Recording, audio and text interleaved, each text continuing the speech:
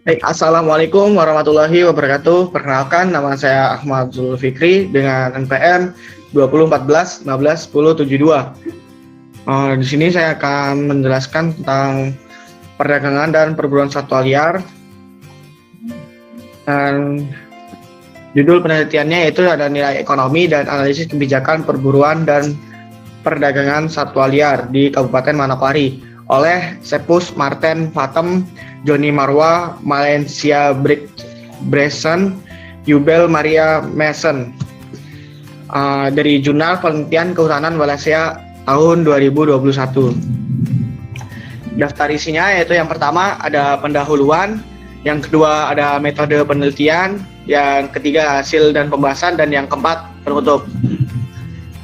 Kita masuk yang pertama yaitu pendahuluan. Itu bahas perburuan dan perdagangan. Aktivitas perburuan dan perdagangan yang berlebihan menyebabkan menurunnya keanekaragaman hayati di alam.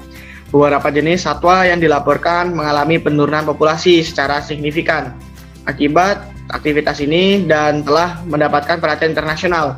Antara lain ya seperti elang Jawa atau Spizaitus bartelsi, kakatua kecil jambul kuning atau kakatua sulfuhera, harimau Sumatera, Panthera tigris sumatrae, dan macan tutul atau Panthera pardus melas.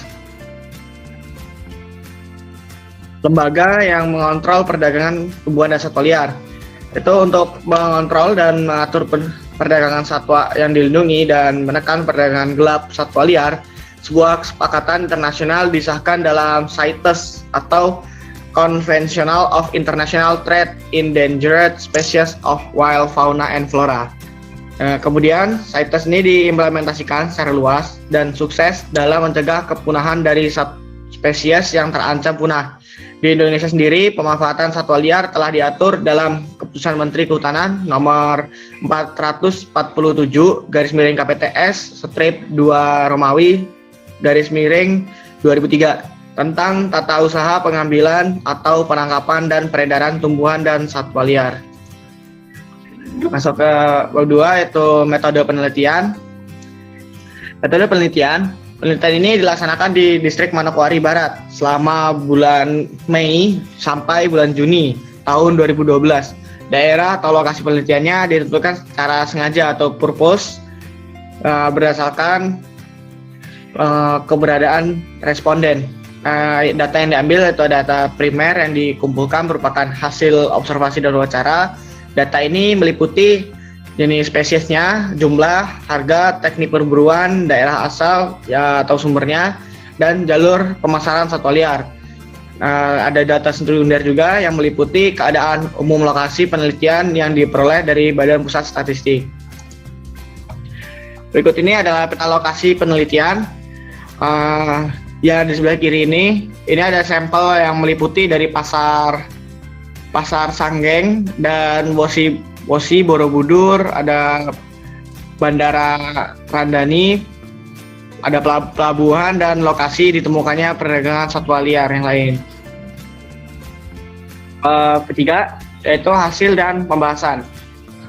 Hasil dan pembahasannya itu ada perdagangan satwa liar di Kota Manokwari ini yang diidentifikasi melalui studi awal dilakukan di beberapa titik utama yang disebutkan tadi, yaitu ditemukan perdagangan satwa liar yang ditemukan diperjualbelikan. Dalam penelitian ini terbagi dalam 5 kelas animalia, yaitu yang pertama ada aves, yang kedua ada mamalia, yang ketiga ada reptilia, yang keempat ada moluska, dan yang terakhir ada crustacea. Berikut ini ada daftar jenis satwa yang diperdagangkan. Dalam tabel 2 ini, jenis satwa liar ada rata-rata penelitian, status konservasi, dan pemanfaatan satwa liar yang diperdagangkan di Kabupaten Manokwari ini.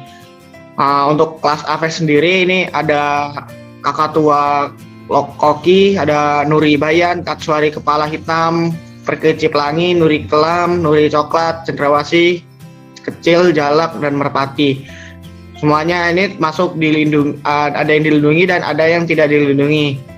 Jumlahnya itu totalnya ada banyak sekali di sini. Dan yang kedua ada kelas mamalia, itu yang diambil ada rusa, kuskus, ada babi hutan dan tikus tanah. Ini ada daftar yang lanjutan, yaitu ada yang reptil. Ini ada kura-kura leher panjang, ada penyu sisik, belut, dan telur penyu. Dalam jenis moluska, di sini ada kerang kepah, ada siput mata bulan, ada triton atau hematerompat. Yang jenis krustasea ada kepiting dan udang.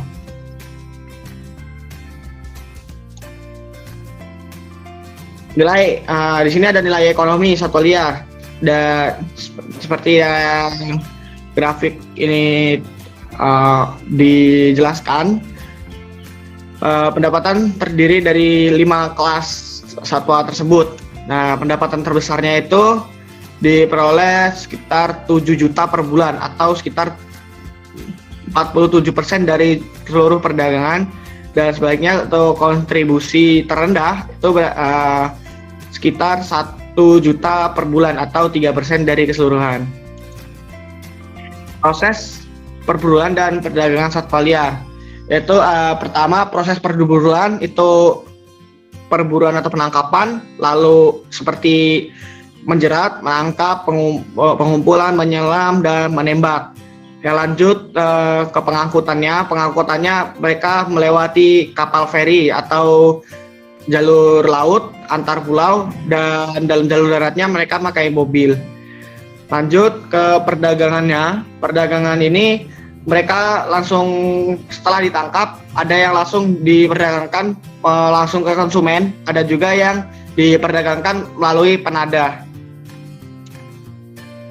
Berikut ini ada pola jalur pemasaran satwa liar.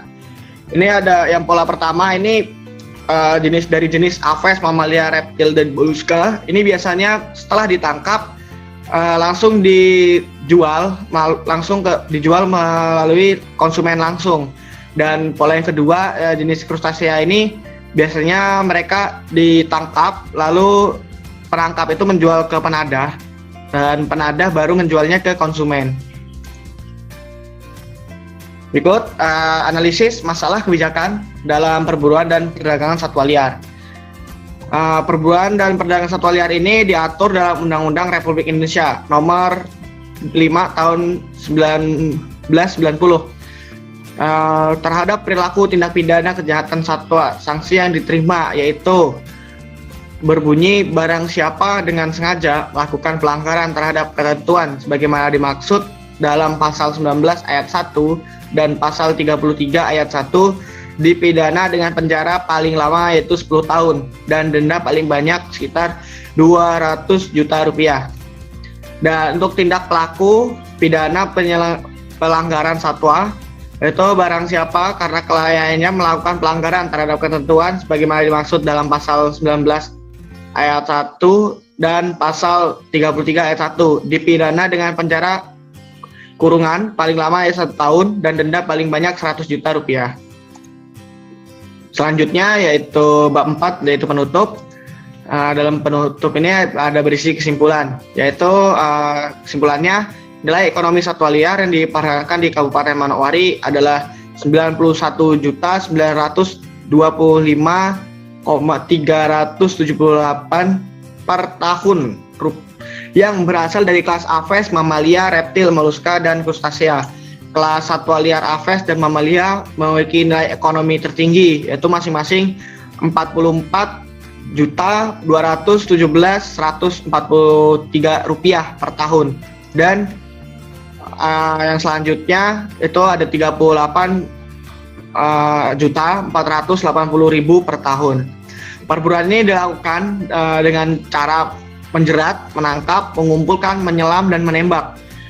Terdapat 2 pola perdagangan. Yang pertama itu pola pemburu, setelah diburu langsung ke konsumen, dan yang pola kedua pemburu itu lanjut ke penadah, lalu penadah menjualnya ke konsumen. Dari 21 jenis satwa liar yang diperdagangkan di Kabupaten Manokwari, terdapat 12 jenis satwa yang dilindungi dan 10 jenis satwa yang tidak dilindungi. Praktek ini didasarkan atas nilai ekonomi satwa dan permintaan pasar yang tinggi serta kebutuhan ekonomi yang harus dipenuhi. Cukup sekian dari saya, kurang lebih mohon maaf. Wassalamualaikum warahmatullahi wabarakatuh.